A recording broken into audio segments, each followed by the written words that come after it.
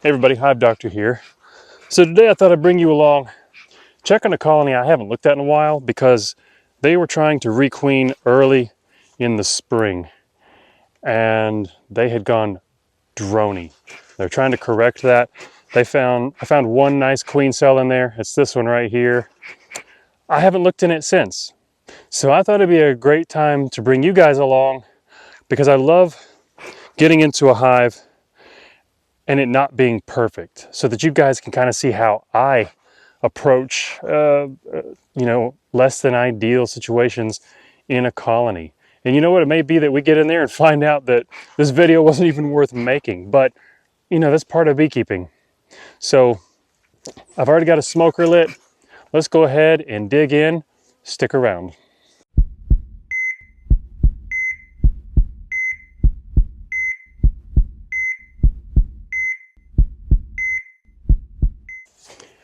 All right, smoke at the entrance. Actually, watching the entrance first is crucial. What's this? So here's an interesting thing I don't think I've ever seen at the entrance. I got to bring you guys closer so that you can see this. First of all, it's always good to watch entrance activity. It gives you a great idea of what should be happening inside. Now this is gooey. I don't have any kind of feed patties in here. It doesn't smell like anything. There's like virtually no odor to it. But the bees seem kind of interested in it. It does not have the appearance of like nosema when bees come out and they poop on the side of the box. So that's a mystery to me. I don't know what it means. So let's continue the investigation. This colony has a quilting box, so I'm just going to pop it with the lid off, smoke a little underneath. And when I first got into this and found what I explained to you guys, now they did have a deep. I took that away and put a box of honey back on them. That way if they felt like they had the resources to do what they needed to do. All right, looking down, it doesn't look great. I see the presence of wax moth. There's a small clustering right here. And at this point, I don't know if they're in that other box or not, but I also see where cells are being chewed out. So this colony may have already died and now it's getting robbed out. All right, so let's take a closer look, do some investigating and identifying with the things that we see. First frame hasn't really been touched. I do see some evidence of chewed out cells for robbing, this side especially. When I see one with more apparent evidence, I'll show you that one more closely. Good honey. Here we're coming across, that stuff I got on my finger. It does have a smell. It's almost like petroleum, like some kind of oil-based stench. Ugh. Okay, so more honey. So far, I don't see any bees down below in the other box. Pretty sure that this colony is toast and that they failed to raise that queen that I saw the cell from. Now here's a little bit of fuzz from wax moth. Looking down in, I can see some of their trails. They're not heavily into this box yet. I don't see any moths themselves so far. I know they're in here obviously, but it's the larva that makes these little trails. You see that? I just cracked this and it caused a lot of flurry. That tells me these bees are not, this is not their home. These are robber bees. That doesn't mean that there aren't bees left over from, the ones that do belong and live here. Here's the main frame.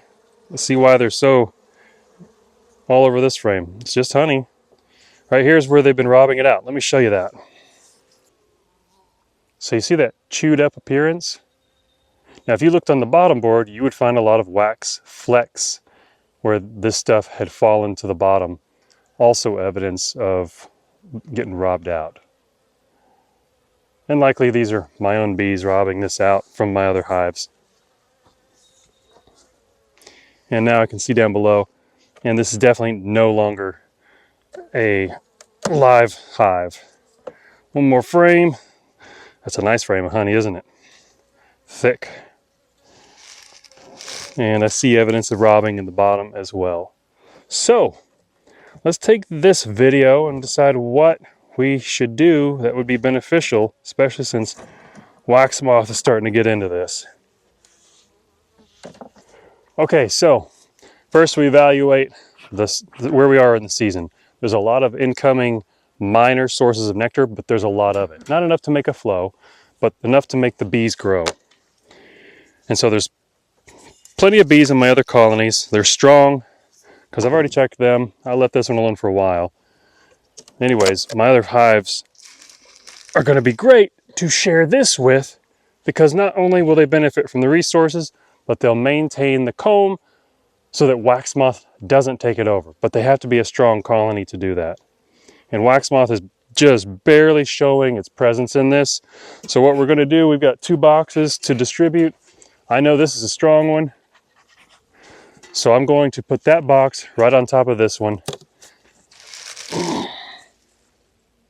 Got a good cluster of at least 1, 2, 3, 4, 5 frames of bees up in this deep. I know they're in the medium supers below. The way they're acting, they likely have brood up here.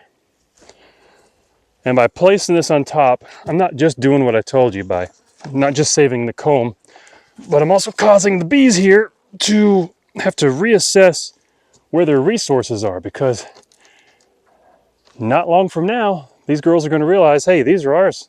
These are our resources now. And they'll probably start reallocating things, moving things around to not only create a coherent area for the queen to lay, for the brood nest, but also in conjunction with where this honey is being stored. And it does take effort, does take a lot of stuff to do that. Now here I see kind of a slimy looking frame, and that usually tells me hive beetle larva. But I don't see evidence of larva.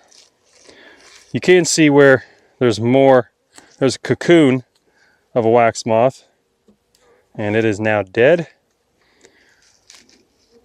But let me show you this slimy look I'm telling you about. All right, so it kind of looks like the comb is sweating. Like I said, that's usually what I see when hive beetle have moved in and they're stronger than the colony can keep at bay. And there's also evidence of where the colony went droney right there. This was where their brood was. You can see that crown. I'm holding it upside down, of course. This side, sweaty as well. Now here's the thing with this. In Florida, we had beetle a lot more than I have here in Georgia, just because it was way more humid. There's nothing wrong with this comb. A strong colony will lick that up and get rid of all the gross, slimy looking mess, but it's got to be put on a strong colony. Before we do that though, let's take this off and kind of analyze the bottom board and see what else we can learn. All right, so at first glance, I've got dead bees along the edges here and where my feeder sits. The feeder sits just like this. And so a lot of bees come into this because they see the light and they think they can, take their dead out that way, but it doesn't work well. That's one thing about this bottom board that I could use some improvement. I see dead beetles, I see an earwig, but I see no live beetle larva. That's good. It means this didn't get too far ahead. We're going to take out the slider, kind of analyze this. I have a friend, she's on YouTube. She's in my school group, The Thoughtful Beekeeper. She is studying about how to read things like this in order to know what's happening inside the colony. It's really cool. I believe her YouTube handle is Brittany's Botanical Bling. I'm going to make sure and double check on that. If I'm wrong, sorry, Brittany, but I'll put that along the bottom of the screen here, and you can check her out because she's got bees, chickens. She's a smart cookie. All right, so what we've got here is darker stuff and lighter stuff. To me, this darker stuff is the older comb that they were uncapping, and it indicates that those frames were sitting over here. This is the lighter, newer frames they were uncapping to rob out the honey, and that chaff fell down here. I could analyze this further, look for things like Well, here's a hive beetle larva. Let's just look at that real close. Dang, I lost it. Probably squirmed right off the edge. Well, anyways, whenever I see this, I give it a quick glance, kind of assess it quickly. I don't take too much time. And then I just clean it off with my hive tool, usually on the ground here. Just a nice scrape. But also, I would normally do this if there was beeswax. I do it into something and collect the beeswax because that's a valuable resource. Clean that off. Reinsert this. And now we're going to take this last box and give it to these girls right here. They're in a deep and a medium. I'm just going to pop their quilting box, give them a little smoke. I can hear the buzzing in there. Good population, it sounds like. Acting like I got a frame stuck or something. I do. Right here. Okay. Coming off. Good cluster of bees up there. A little more lively than the last bunch. I do see brood, capped, drone, worker right down below. And now they're going to take this and reevaluate what they can do, because now they have more resources. And it's resources that makes the colony know that they can invest into increasing their population. In other words, more brood. Now, it's too bad that colony with the queen cell, the one that went droney that we came here to inspect today, that they didn't correct themselves. But at the same time, I've been in beekeeping so long now, had so many hives, learned how to catch swarms, home them, split bees. I don't really want to nurse bees back to health. I'd rather invest my energy into learning how to maintain more consistent, thriving, and healthy hives. Now, that's just part of beekeeping. We're going to have droney hives. We're going to have hives that go queenless. We're going to have dead outs. We're going to have winter loss. That's okay. The idea is to get better at it and decrease the number of those things that we experience. So right now, my main goal today was focusing on saving valuable comb and the honey that was in it. So we did that by giving it to 2 strong colonies, dividing it up, and now they're going to be able to use it. I just got to remember that that's what I did, so I don't get this mixed in with any honey that I plan on harvesting this year, which I don't. And that's okay. I just plan on growing bees this year. And I got some other plans as well. Still not ready to reveal those, but I'm excited about them. Some of you already know about it, and now I'm just building more anticipation. So I'm going to bring it to a close. Thank you guys for joining me today in investigating, evaluating, assessing, and diagnosing a hive, and what to do when things go south. There's always something you can do to turn around to your own benefit, in which case today was to save our comb. So I will see you guys in the next video. Hive Doctor out.